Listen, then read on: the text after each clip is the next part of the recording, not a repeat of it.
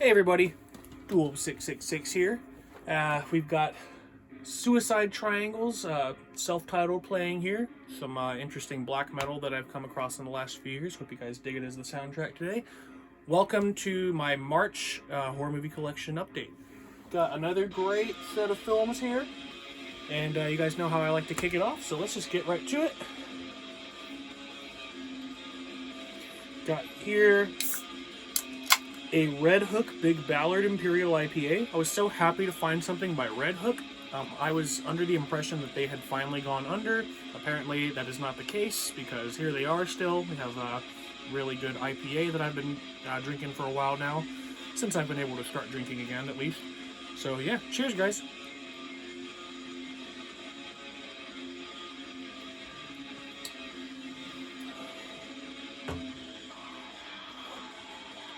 Alright. And you guys know I like to keep it real for the stoners still too. So cheers again.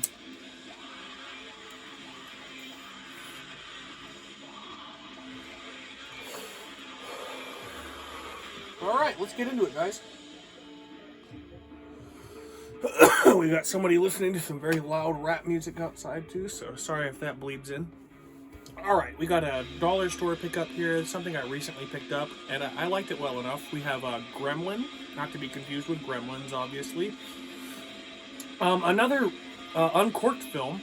I've been having a lot of fun with these lately. I think they're doing pretty good works for, as far as cheesy horror films goes. So, one of the better ones I've seen in a while. Pretty unique. And there's some pretty good kills in it, I feel. Kind of lackluster in every other department, but still. Not bad for $1. Check that out if you are into that sort of stuff. Alright, another dollar store pickup here. We have Scout's Guide to the Zombie Apocalypse. This was everything that you could imagine. Pretty funny, zombie comedy horror. Not going to go too far into it. You know, it's akin to every other film that's, got the same sort of, plot device. So, zombie films have never really been my favorite. I tend to like them better when there's a comedy element, and for that reason, this one did stick out. So I liked it a bit. I would definitely seek this out. I think it's definitely worth checking out, especially if you're a zombie film fanatic.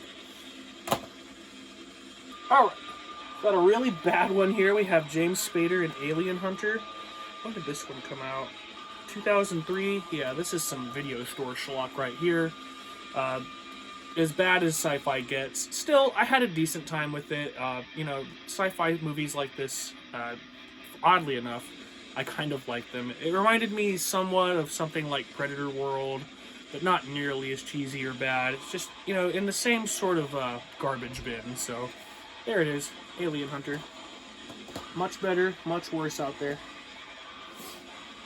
Alright, I know it's not horror, but you guys know I like to do the disaster movies. My wife's a big fan of these as well.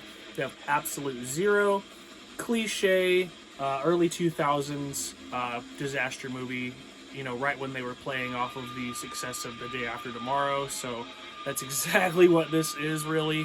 It's pretty much the exact same thing, except it takes place mainly in Miami. Really cheesy fun time. I love these. But if you're not into cheesy bad disaster movies, definitely steer clear. Alright, we've got a couple films coming up next with the same name. We have The Boy from 2015. I had been wanting to see this for a while, and it really just did not end up being what I thought it was going to be. I did like it. I felt like it could have been executed a lot better. But, we'll see what I think of the sequel. Still not bad. I've seen a lot of hate for it, and I don't really understand that either. So, there it is, The Boy. And like I said, the next one, as we would have it, is another Scream Factory release, also under the name The Boy. This one was a lot better, in my opinion. Kind of a strange, slow burn, not necessarily a horror film, just a very strange character study thriller sort of thing, and lots of twists and turns, lots of stuff that doesn't make sense to me, honestly, but the end of the movie is absolutely fucking crazy, and I liked it well enough, so I would definitely seek this one out. The Boy from 2015. So yeah, not to be confused with the other film of the same name that came out the very next year.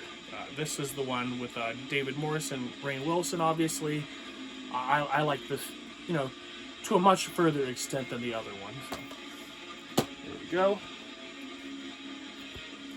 Alright, next one I'm not going to talk about too much. I've already talked about these.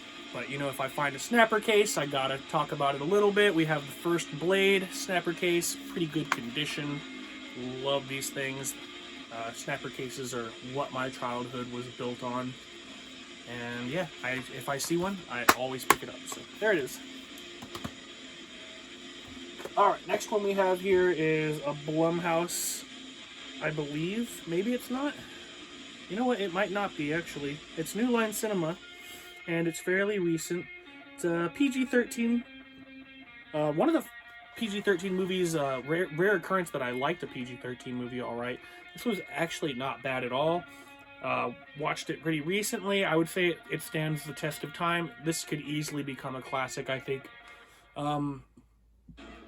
Yeah, up until even the ending, I thought, you know, not a great ending, but still, this was pretty good. You know, I'm kind of hit and miss with James Wan. I like the first Insidious. The sequels, you know, it's hit and miss. Some of his other films are, you know, big misses. Some of his other films I really enjoy. This one, I feel, is like right in the middle. I feel like he did a great job with just keeping it what it was supposed to be. And yeah, for being PG-13, it was still pretty terrifying. Alright. We have Tremors 6, A Cold Day in Hell, guys. This is just another really bad Tremors sequel. Still, I'm really into Tremors, so I've humored it enough, and I've actually watched it a couple times, and this one's definitely a lot better than the fifth one, so I'll take it. My boy Midnight Crawler was telling me, yeah, we could have done with some more snow as far as the plot elements were going, but I could agree, but I don't feel like it makes it or breaks it. At least it's a step up from the last one, so there's that. Unfortunately, I can't really say the same for Tremors 7, Shrieker Island. We have John Heder in this one, actually, oddly enough. And, you know, this is still fun, but I feel like it's not quite as good as A Cold Day in Hell. You know, they kind of take it outside of the usual formula to a new setting, and I don't know if that's working too well. You know, you got a lot of new faces. Honestly, I don't know. Maybe the series is finally running out of steam to some extent. I'll give it another chance and let you guys know what I think eventually. Or maybe I'll do a franchise review of Tremors eventually. But, you know, I'm happy to have it. You guys know I'm a completist, so... Tremors 7, y'all. Alright, we're going to get into some Blu-rays, guys. We have Countdown here. There's an app for that. That's so cheesy. This is another Universal release. I'm certain that this has to be Blumhouse, but it doesn't even say on here either. I swear it's gotta be, though. Who made this? Written and directed by Justin Deck. This is like a lesser-known, you know, Universal big-budget horror. I feel like it didn't live up to the hype at all. Still wasn't bad, but, yeah, I mean, like, this mainstream horror is not really my thing, so I pick it up because, you know, it's so widely available, and especially when I find it in a, you know, like I did with this one, it's a Blu-ray for probably like $1 or $2 at a pawn shop. So, worth picking up, I'd say, if you're a big collector, but steer clear if you're not really into lackluster mainstream modern horror. Alright, we're going to cut it with the modern horror for a second. We're going to go on back to the 80s. We have Scalps from... I know this is a later one. I'm not quite sure when Scalps came out, but I'm pretty sure it's like later 80s. But this is like a shot-on-video thing. It's relentlessly bad. One of the worst shot-on-video slashers I've actually ever seen. Still, I love that shit, so I'm eating it up. I want to get, you know, some more of this guy. What's this man's name? There's actually the unofficial sequel to this film as well on here. So this is a really cool output. It's region free as well from Retro Media. Man, oh man, I cannot find any of the information that I want. Oh yeah, obviously it's Fred Olen Ray who made this. So, you know, pretty legendary schlock director, filmmaker. If you're not about that, steer clear. I'm happy to have it though. Alright, we're going to improve in the 80s just slightly, we've got a Code Red release here of Just Before Dawn. Been wanting to see this film for a very, very long time. It's obviously a super classic early 80s slasher. We've got George Kennedy in there. What's homeboy's name? Mike Kellen from Sleepaway Camp, the man that plays Mel, the camp owner. I love him to death, and he's only in this movie so much. He's there, pretty fairly briefly in my opinion, but it's a pleasure to see him there. This is a very cliche, even like bad slasher from the time, I would say. I wouldn't say there's a ton of suspense. It's shot mainly in the daytime, so it's not super creepy in my opinion like other slashers of this period are. So tread lightly, if you've been really, really wanting to see this. I feel like it could be kind of a letdown, but still, I'm happy to have it. It's a very, very classic early 80s slasher, and upon further inspection, I'm sure it'll grow on me quite a bit too. So, Just Before Dawn. Alright, the very next year, 1982, we have The Forest. Another Code Red release. This one came with the sleeve. Super happy to see that. This is yet another early 80s slasher. My cat is going fucking buck wild over here for no reason. What are you doing? Anyways, this one's even cheesier in my opinion. The plot devices used are so incredibly just out there in my opinion. Not much suspense to be had. Not much character development to be had. Pretty typical bad slasher. Still really enjoyed it. We got some good kills in there. We got some interesting characters here and there. Plenty of funny ass, dialogue. And like I said with Just Before Dawn, I'm probably gonna get a lot more enjoyment out of this the more I watch it. So happy to have it. We'll set that one up in a slasher marathon soon. All right, we got another thing from the 80s here. It's my last Blu-ray in this update. I picked this up quite a while ago, and I've watched it quite a few times, and I've seen it, I've known about it for years, and I saw it years and years and years ago at a friend's house, oddly enough, and finally have it, Night of the Comet from 1984, I believe. This is a legendary Orion release, and it's about as 80s as it gets. It's kind of super, super cliche 80s at that. And, there's a lot to not like about this film if you're not into goofy, cheesy 80s films. And I'm pretty much just going to leave it at that. I was also gifted the DVD copy, the MGM DVD copy that I had sought after for years as well by my boy Dan the Sandman. And if you have not gone and checked his channel out yet, I'm going to leave a link down below. You need to go check out my boy. He's got a great horror movie channel as well here on YouTube. Anyways, thank you, my boy, for giving me this. You guys know that particular films that I love, I like to have multiple different editions of them if I can, and this is one I've been after for a long time. I actually got an extra copy of Night of the Comet on the Scream Factory release. Somehow I managed to order two by accident, so I gave him the other one. He got to upgrade. He said, "This is all you." So there it is. Happy to add it. So cool. He's my fucking boy. Alright, here's one that my dad had been telling me I need to see for a long time, and somehow I just never did. We have Arnold Schwarzenegger in Total Recall from 1990. Obviously not a very horror film, but obviously a extremely sci-fi film. And you get some Arnold goodness in there, and, it's got some really insane fucking effects at the end. Not really my cup of tea, per se, but still, I had a good time with it. I could see myself watching it again. For those fans, big fans of sci-fi, obviously, this is treasure trove shit. Okay, moving along to something really cheesy. We have the sequel to Machete. We have Machete Kills. When did this one come out? 2014, just a few years after that first one. Obviously lacking in every department compared to the first one, but you've got a really great cast here doing a lot of work, and I've got some appreciation for it.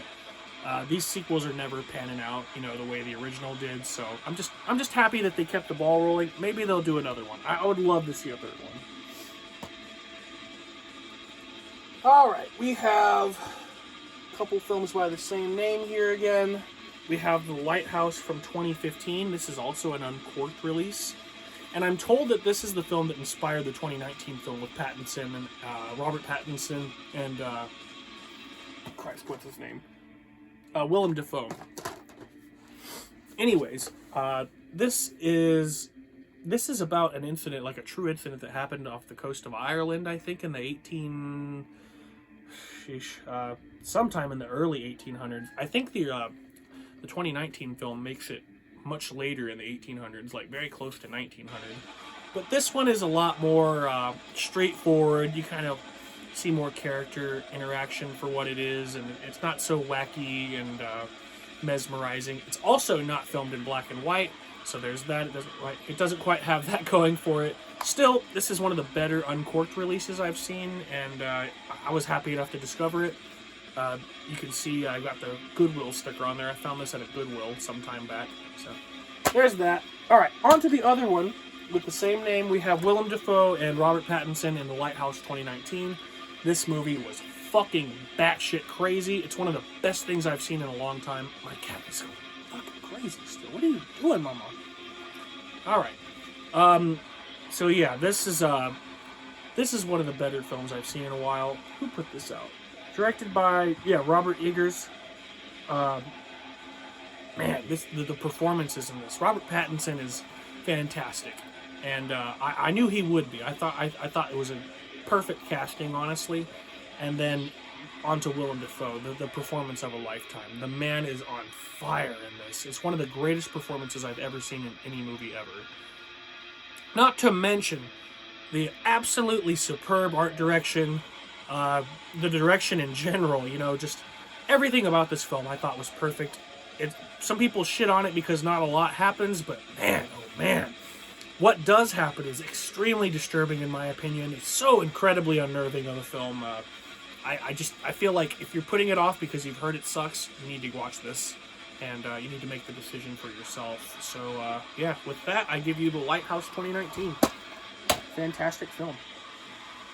All right, we got an interesting one from 1992 here. We've got a mini-series from BBC, Witchcraft. This is pretty lackluster, pretty goddamn dry. Still is an interesting watch. When I pick up something like this from the Dollar Tree store, or any dollar store for that matter, if it's $1 or $2 or whatever, you're not expecting to get something quite that dated.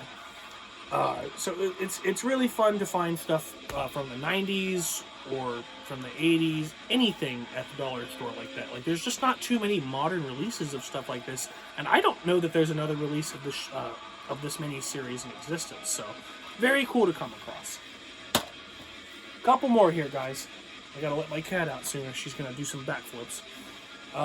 We have the Horror Express from 1972, I'm willing to bet, though it does not say it on this particular edition here. I already had this film in a much better edition, but it's such a classic. I found this one for very cheap, had to scoop it up, gonna put them right together, look real pretty on the shelf. Yeah, you guys have heard what I've had to say about that one. It's a great film. Gonna move on to the very last one here. We have the Violence movie from this has got to be some very late 80s. Yeah, 1988. This is not even a full-length feature. You have the Violence movie and the Violence movie 2 on here, and the runtime is still only 35 minutes. I think there's a lot more on here than that. Honestly, there's a lot of extras that go way longer than that.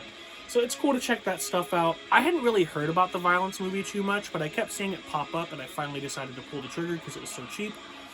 And, it's fun. It's among the worst shot-on-video slasher-themed anything I've ever seen.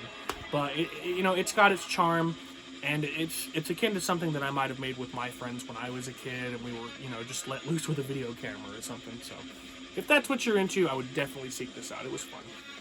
And that's going to wrap it up for this update, guys. I've been keeping really busy.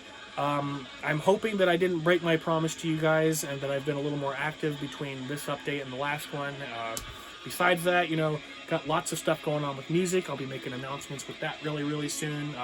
A couple of my bands are about to release new stuff again, so yeah, until then, I hope to see you guys again with something else. Maybe not another update, something else on this channel. Gotta think outside the box a little more, but yeah, that's gonna do it, guys. I will see you guys later. Keep on creeping, go watch some horror movies, and I'll see you again soon with something else.